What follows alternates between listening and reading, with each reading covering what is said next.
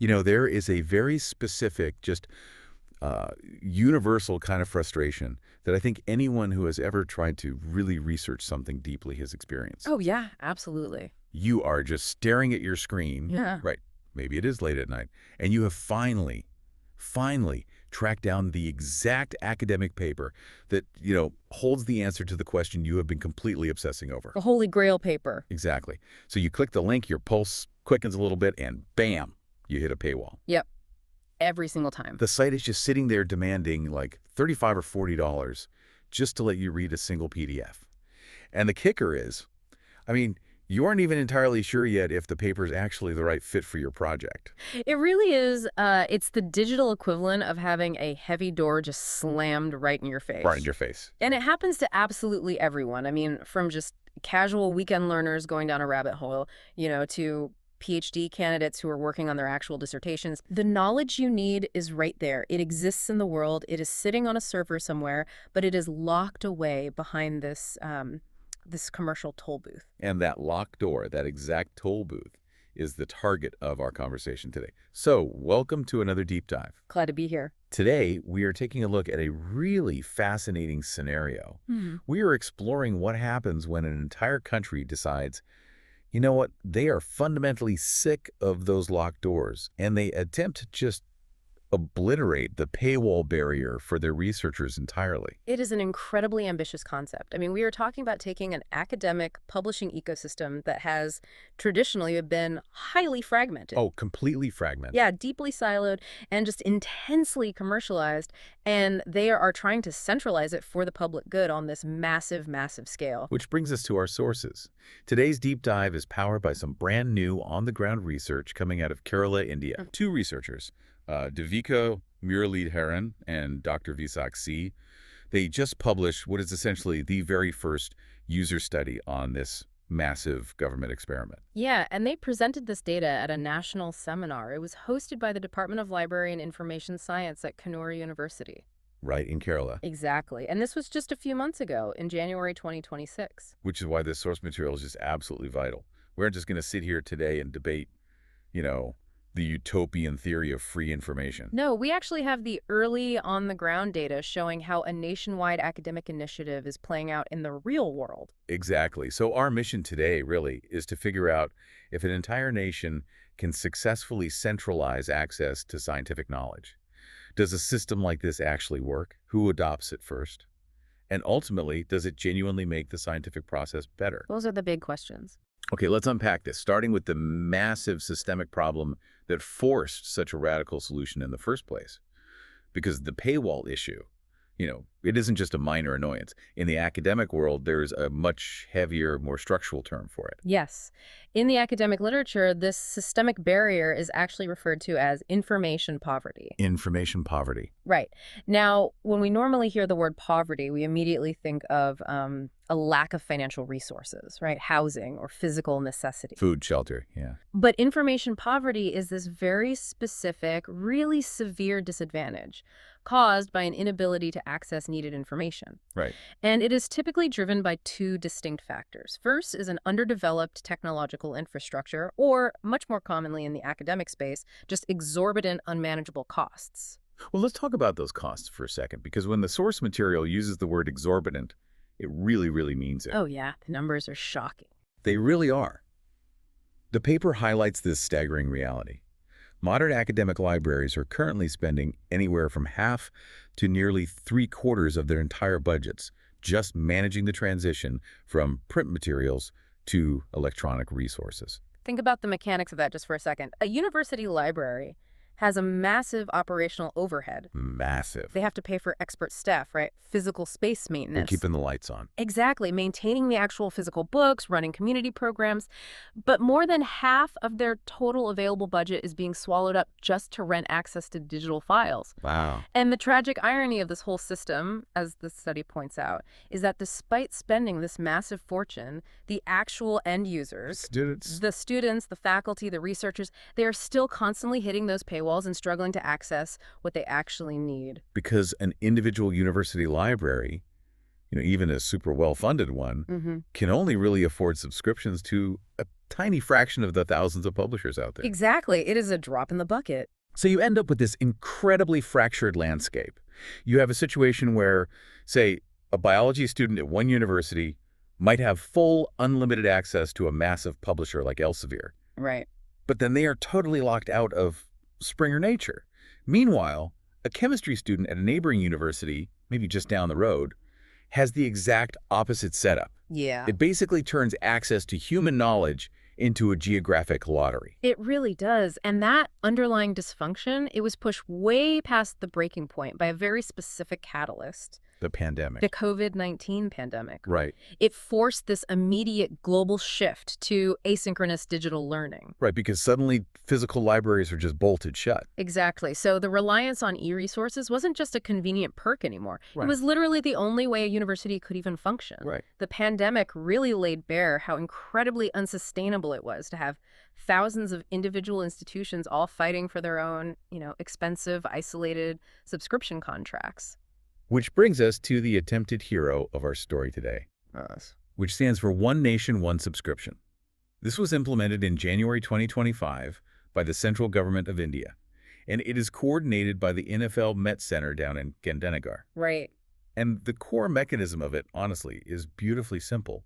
Instead of thousands of individual colleges and research institutes desperately negotiating their own separate contracts with publishers. The government steps in. Yes, the government steps in and negotiates one single master subscription. It acts as this massive umbrella. It provides centralized access to the scholarly content of about 30 major publishers. 30, wow. Yeah, and this is for all eligible research and higher education institutions across the entire country. The primary goal is to completely eliminate the staggering financial waste of duplicate subscriptions. Right, where two colleges down the street from each other are paying the exact same publisher for the exact same database. Exactly. It is entirely redundant. I think the easiest way to visualize this for anyone listening is to think about how ridiculous it would be if you had to buy a separate, highly expensive cable package for every single room in your house. Oh, that is a great analogy. Right. Like, the kitchen is the only room that has HBO. The living room is the only place you can watch ESPN. The bedroom is the only room of Netflix. That sounds like a nightmare. It is a nightmare. Yeah. But that fragmented mess is exactly how academic publishing was working across different university campuses. Yeah. So ONOS is basically the government stepping in and saying, no, we were getting one master streaming login for the entire house. Yeah. And every single room gets the password. If we connect this to the bigger picture, this isn't merely an administrative cost-saving measure. It actually represents a fundamental shift in the very nature of what a library actually is and what a librarian does. Oh, interesting. How so? Well, the source material points out that an initiative like ONOS forces a complete transformation in the librarian's role. They are moving away from traditional physical resource management. Right, like tracking down lost books and managing shelf space. Exactly. And they are stepping into the role of managing a nationwide electronic information system. It directly impacts a country's entire research output because it democratizes the raw materials of innovation. It is a genuinely beautiful vision for the future of science. But, a vision on a whiteboard is only as good as its actual execution in the real world. Very true. A master streaming key is completely useless if the people living in the house don't know it exists or if they just don't bother to log in. Right. So we have to look at the people on the ground. Let's dive into the demographics of discovery from that Connor University study. Okay, so the researchers wanted to gauge the real-world awareness and usage of this brand new ONOS system. Right. To do this, they employed what's called convenience sampling.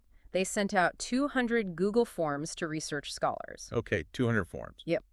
Ultimately, they received 65 responses, and 58 of those were deemed valid for the core awareness portion of their study. Wait, okay. I have to step in and push back on this for a second. Yeah. 58 people. Yeah, 58 valid responses. We are talking about an entire nation with over 1 billion citizens.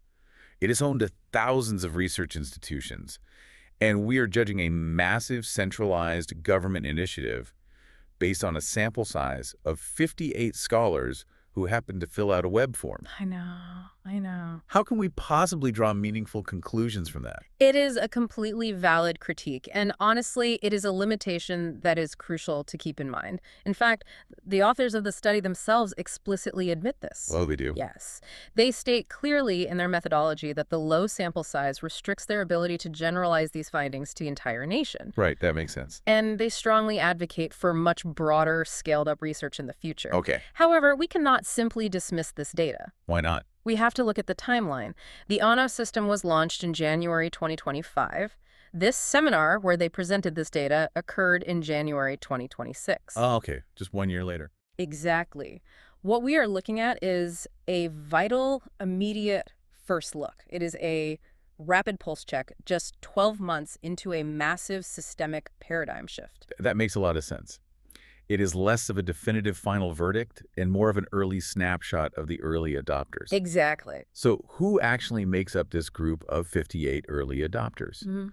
Because the demographic breakdown is really not what I anticipated. Bro, Not at all. when I think of highly expensive, heavily paywalled journal subscriptions, Mhm. my mind immediately goes to the hard sciences. Right, like medical research or particle physics. Exactly. But in the sample, just over half of the respondents, 51.7%, were actually social science researchers. Yeah, that is a huge chunk. And the hard sciences made up only about a quarter of the group, like 27.6%. And if we look at the institutional breakdown, it is just as interesting.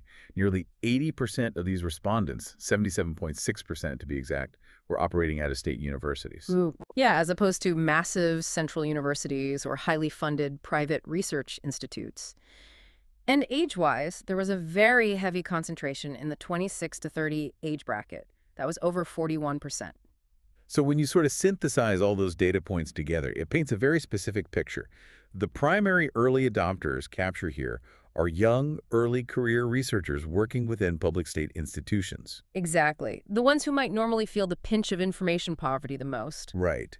But out of all the demographics, the detail that absolutely stopped me in my tracks was the breakdown of awareness based on gender. Yes, this is a fascinating data point. The respondent pool was roughly 64% female and 36% male. And when the researchers ran the statistical analysis, they used an independent sample set test to see who was actually aware that this massive new government tool existed. The data showed a statistically significant divide. It did. It wasn't just a random fluke in the survey. Female researchers were actively paying much closer attention and were significantly more aware of ONOS than their male counterparts. It is a striking finding. The data clearly indicates that female scholars were much more actively tuned into the availability of this new national resource. Yeah. And it leads us to wonder why that is. Does it speak to a greater systemic need to seek out efficiencies in the research process? Or does it reflect different approaches to professional networking within these academic communities? Well, the way they found out about the tool actually gives us a massive clue about those networking approaches, and it is honestly fascinating. How so? You would naturally assume that a massive centralized government tech initiative would rely on technology to spread the word. Right, just send an automated blast to everyone's university inbox. Exactly. But the data showed that automated library notification systems were essentially useless. They scored the absolute lowest on the awareness scale. Which is incredibly telling, isn't it? It really is. I mean, researchers today are just bombarded with automated emails. It just becomes white noise. Total white noise. What actually drove awareness, what actually got these scholars to realize they had a new master key, was human connection and active community engagement. Right. The highest drivers of awareness were library workshops, in-person seminars, and discussions on academic social networking sites. It just proves that you can't just quietly flip a switch on a national database, send a generic email, and expect everyone to radically change their workflow. You really can't. You have to get people in a room or, a virtual room and actively, physically show them how the tool solves their specific problems. Yes. The human element of the library, the librarian actually teaching the workshop, is still the most critical marketing tool they possess. This raises an important question, though. Okay, what is that? Being aware that a new tool exists is really only step one. Yeah. Actually integrating that tool into the daily, rigorous grind of scientific work is an entirely different hurdle. Oh, completely. That transition is crucial. Knowing the master streaming password doesn't matter if you never actually turn on the TV. So let's look at their actual data diet. Once these scholars logged in, What did their daily routine look like? To analyze the actual usage, the researchers had to filter the group down a bit. Out of the 58 who were aware of ONOS, 9 of them, unfortunately, had not yet received their institutional access credential. Oh, so they knew about it but couldn't get in yet. Right. So all the frequency of use data we were looking at is based on the remaining 49 scholars who could actually log into the portal. And those 49 scholars are not just casually browsing once a semester. The engagement is incredibly high. Very high. Over a third of them, 32.7%, report using the ONOS platform multiple times a single day. That is huge. It really is. It hasn't just been added to their workflow. It has essentially become the foundation of their daily routine. But remember that gender divide we saw earlier in who was aware of the platform? Yeah. It shows up again very clearly in the frequency of use. The data delineates that female research scholars are the definitive super users of the new centralized system. They really are. The female researchers are the ones primarily logging in multiple times a day, treating it as this constant companion to their research. Right. Whereas the male scholars, according to the survey, generally reported a much lower frequency. They were logging in maybe a few times a week or just a few times a month. Which strongly suggests a fundamental difference in research habits.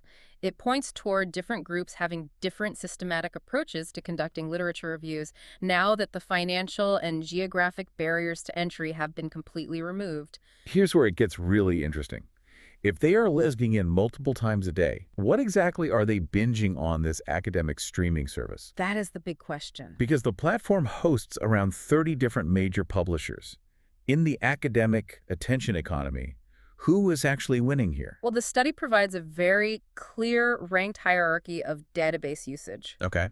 Taking the absolute crown with the highest utilization score, a mean score of 3.98, is Elsevier Science Direct. Yeah.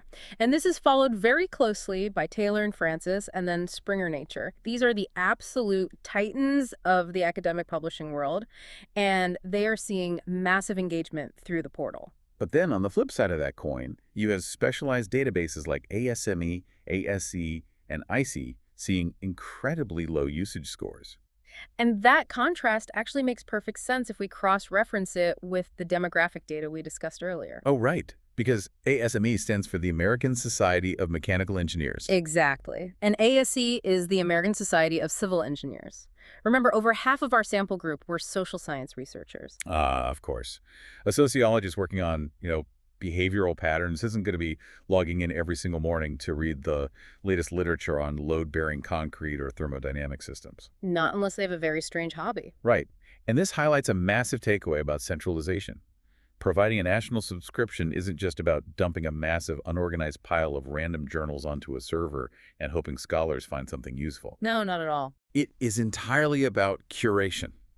Well, It is about ensuring the centralized system actually connects the researchers with the right high-demand publishers that are relevant to their specific fields. giving an electrician a massive toolbox doesn't help them if 90% of the tools inside are meant for plumbing. Exactly. A centralized system is only as valuable as the relevance of the content it holds.